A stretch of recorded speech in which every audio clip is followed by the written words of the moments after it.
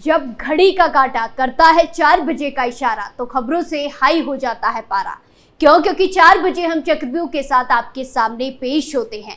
नमस्कार, capital TV Uttar Pradesh में आपका स्वागत है और मैं आपके साथ प्रिया बिस्ट। आज चक्रव्यूह में सबसे पहले बात होगी यूपी उपचुनाव की। दूसरी खबर आम आदमी पार्टी के सांसद संजय सिंह से जुड़ी है। तीसरी खबर सपा नेता नवाब सिंह यादव से जुड़ी है और आखिर में बात एक साइबर क्राइम की स्टोरी की। तो चलिए शुरू करते हैं। पहली खबर में बात यूपी उपचुनाव की, जहां उत्तर प्रदेश में 10 सीटों पर होने वाले उपचुनाव के लिए एनडीए में सीटों के बंटवारे पर सस्पेंस खत्म होता नजर आ रहा है। राज्य में 10 सीटों पर उपचुनाव होने वाले हैं। हालांकि अभी तक चुनाव का ऐलान नहीं हुआ है, लेकिन एनडीए के दलों के बीच सीट बंटवारे को लेकर गुत्थी सुलझती हुई नजर आ रही है। इसका संकेत निषाद पार्टी प्रमुख और योगी सरकार के मंत्री डॉक्टर संजय निषाद के बयान के आधार पर मिलने लगा है। दरअसल बुधवार को उपचुनाव के संबंध में मीडिया से बात करते हुए योगी सरकार के मंत्री डॉक्टर निषाद ने बड़ा बयान दिया और उन्होंने कहा कि एनडीए मझवा और कटहरी में निषाद पार्टी के सिंबल पर लड़ेगा। एनडीए 10 सीटों पर चुनाव लड़ रही है। एनडीए की 2 सीटों पर सहयोगी दल के सदस्य लड़ते हैं। ऐसा इतिहास रहा है। हम चाहते हैं कि अधिक से अधिक सीटें जीते। जल्द ही 10 सीटों पर प्रभारी नियुक्त किया जाएगा। हम एनडीए को जीत सुनिश्चित कराएंगे। उनके इस बयान से स्पष्ट हो गया कि जिन 10 सीटों पर चुनाव होने वाला है उनमें से 2 सीट निषाद पार्टी को मिलेगी। वहीं दूसरी ओर गठबंधन में शामिल दल आरएलडी पहले ही पश्चिमी यूपी की सीट मीरापुर में अपनी तैयारी कर रही है। ये सीट आरएलडी विधायक के इस्तीफे के बाद ही खाली हुई है। इस वजह से यहाँ आरएलडी का उम्मीदवार होना तय माना जा रहा है। हालांकि एनडीए गठबंधन से सुभाषपा को इस चुनाव में एक भी सीट नहीं मिलने के संकेत पहले ही मिल चुके हैं। लगभग ऐसे ही संकेत अपना दल एस को लेकर भी मिल रहे हैं। माना जा रहा है कि अपना दल को भी कोई सीट नहीं मिलेगी। बीते दिनों हुई जब उपचुनाव के संबंध में सुभाषपा प्रमुख और योगी सरकार के मंत्री ओम प्रकाश राजभर से टिप्पणी पूछा गया तो उन्होंने कहा कि उपचुनाव में उन्होंने किसी सीट पर अपना दावा नहीं किया है, बल्कि वो एनडीए के साथ पूरी ताकत के साथ चुनाव लड़ने की तैयारी कर रहे हैं। हम सब एनडीए के सहयोगी पूरी ताकत के साथ चुनाव मैदान में डटे हैं। वहीं दूसरी ओर इंडिया गठबंधन में अभी तक सीटों पर पेच फंसा हुआ है। कांग्रेस राज्य में होने वाले उपचुनाव के लिए 5 सीटें मांग रही है, जबकि दूसरी ओर सूत्रों की माने तो समाजवादी पार्टी गठबंधन में चुनाव लड़ने के लिए तैयार है, लेकिन पार्टी गठबंधन के तहत 2 से ज्यादा सीट देने के लिए तैयार नहीं है।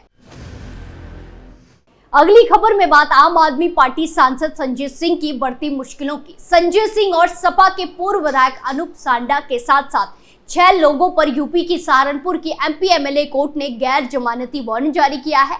मामला 2 दशक से ज्यादा पुराना है। संजय सिंह के वकील ने बताया कि एमपी एमएलए कोर्ट के विशेष न्यायाधीश शुभम वर्मा ने 23 साल पुराने मामले में संजय सिंह और अन्य के खिलाफ गैर जमानती वारंट जारी किया है। मामले की अगली सुनवाई 20 अगस्त को होगी। अभियोजन पक्ष के अनुसार 23 साल पहले बिजली पानी के साथ साथ अन्य जन समस्याओं को लेकर सड़क जाम कर प्रदर्शन किया जा रहा था। इस मामले में एक विशेष अदालत ने 11 जनवरी 2023 को सभी आरोपियों को दोषी करार दिया था। साथ ही 3 महीने के कारावास की सजा सुनाई थी।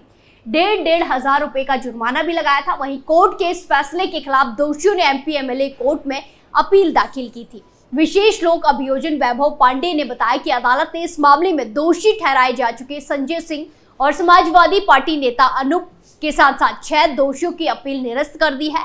साथ ही उनकी सजा कायम रखी है। उन्होंने बताया कि दोषियों की अपील पर सुनवाई करते हुए एमपी एमएलए कोर्ट ने 6 अगस्त को यह आदेश दिया था। 19 जून 2001 को बिजली आपूर्ति की बदहाली के विरोध में अनूप के नेतृत्व में शहर की सब्जी मंडी के निकट धरना प्रदर्शन किया गया था। इसमें संजय सिंह, पूर्व सभासपा कमल श्रीवास्तव, पूर्व सभासद विजय संतोष और सुभाष चौधरी आदि शामिल हुए थे।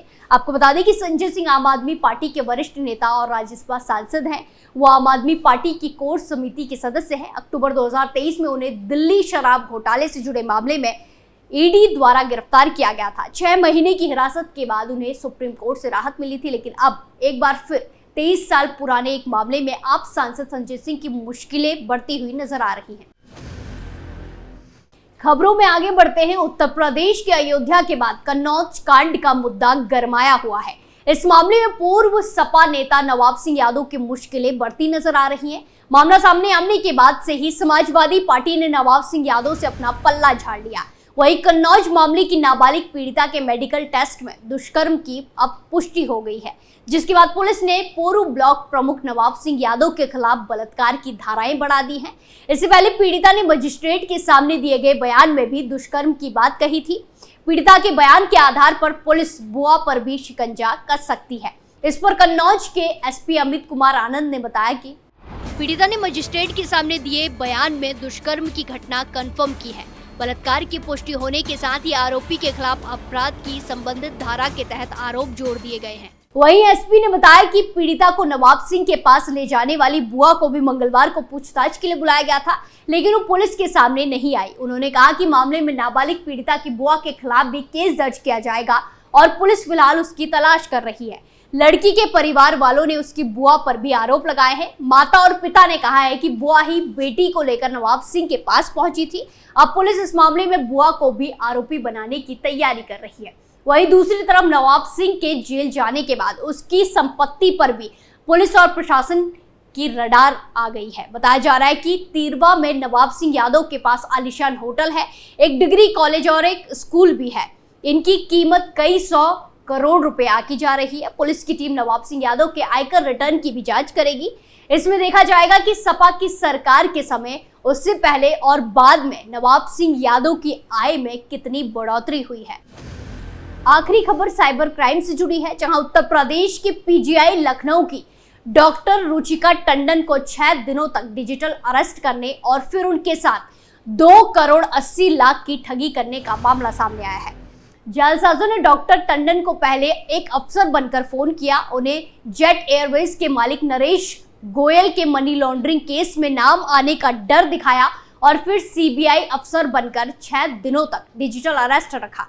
इस दौरान जालसाजों ने उनसे 2 करोड़ 80 लाख रुपए भी ऐंठ लिए। जालसाजों के चुंगल से छूटने के बाद डॉक्टर को अपने साथ हुई ठगी का एहसास हुआ तो उन्होंने लखनऊ के साइबर थाने में लिखित तहरीर दी। पुलिस ने भी डॉक्टर की शिकायत पर संज्ञान लेते हुए आरोपी के खाते सीज कर दिए हैं। वहीं हालांकि इतनी कार्रवाई होने तक जालसाजों ने ठगी की रकम को किसी अन्य खाते में ट्रांसफर कर लिया था। वहीं डॉक्टर रुचिका टंडन ने पुलिस को बताया कि एक हफ्ते पहले जालसाजों ने इन्हें अफसर का नाम लेकर फोन किया था। उन्होंने जैसे ही कॉल रिसीव किया, उसने सीधा कहा कि आपके सिम कार्ड को लेकर 22 शिकायतें आई हैं और इस नंबर को बंद किया जा रहा है। इसी के साथ अफसर ने कहा कि उनका नाम जेट एयरवेज के मालिक नरेश गोयल के मनी लॉन्ड्रिंग केस में आया है और मामले में आगे की जांच सीबीआई करेगी। इसके बाद उन्हें दोबारा फोन किसी और जालसाज ने सीबीआई अफसर बनकर किया। उसने डॉक्टर को नरेश गोयल केस में शामिल होने का डर तो दिखाया ही, साथ में ये भी कहा कि उनका नाम महिलाओं और बच्चों की तस्करी मामले में भी आया है। जालसाजों ने उन्हें बताया कि इस मामले में वो अकेले नहीं बल्कि उनका पूरा परिवार भी बुरी तरह फंस चुका है। डॉक्टर टंडन के मुताबिक आरोपियों से ये सुनकर वो इस कदर डर गई थी कि उन्हें गलत और सही का कुछ पता नहीं चल रहा था। वो आरोपियों के कहने पर उनके बताए अकाउंट में अलग अलग समय पर अलग अलग अमाउंट डालती रही। इस प्रकार उन्होंने कुल 2 करोड़ 80 लाख रुपए आरोपियों को दे दिए। इतने पैसे उनके पास उपलब्ध नहीं थे तो उन्होंने अपने सगे संबंधियों से उधार लेकर आरोपियों के खाते में डाले। बावजूद इसके आरोपियों की डिमांड कम नहीं हुई, बल्कि वो मामले को निपटाने के लिए अलग अलग अकाउंट और पैसों की डिमांड करने लगे। इससे उन्हें एहसास हो गया कि वो ठगी का शिकार हो चुकी है। इसके बाद उन्होंने अपने स्तर पर मामले की पड़ताल कराई और ठगी की पुष्टि होने के बाद उन्होंने आरोपियों के खिलाफ पुलिस में शिकायत दी है। डॉक्टर टंडन के मुताबिक पुलिस में शिकायत देने के बाद भी आरोपी उन्हें फोन कर रहे हैं और एक बार फिर उन्हें झांसे में लेने की कोशिश कर रहे हैं। चक्रव्यूह में फिलहाल के लिए इतना ही, फिर पेश होंगे सनसनीखेज खबरों के साथ। बाकी तमाम खबरों के लिए देखते रहिए कैपिटल टीवी उत्तर प्रदेश। नमस्कार।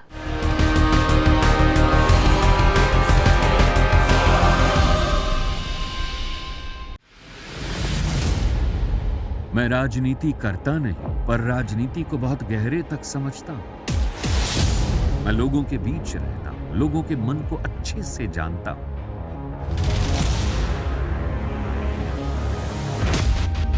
पब्लिक और पॉलिटिक्स की हर नब्ज को खूब पहचानता हूं। संघर्ष की सियासत से सत्ता के सिंहासन तक मैं हर खबर से खरा सच निकालता हूं। ना कोई दौड़, ना कोई race, capital TV, Uttar Pradesh.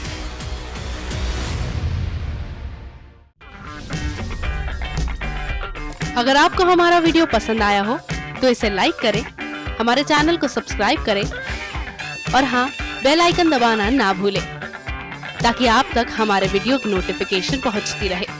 आप अपना सुझाव हमें कमेंट बॉक्स में दे सकते हैं। हमारे साथ जुड़ने के लिए शुक्रिया।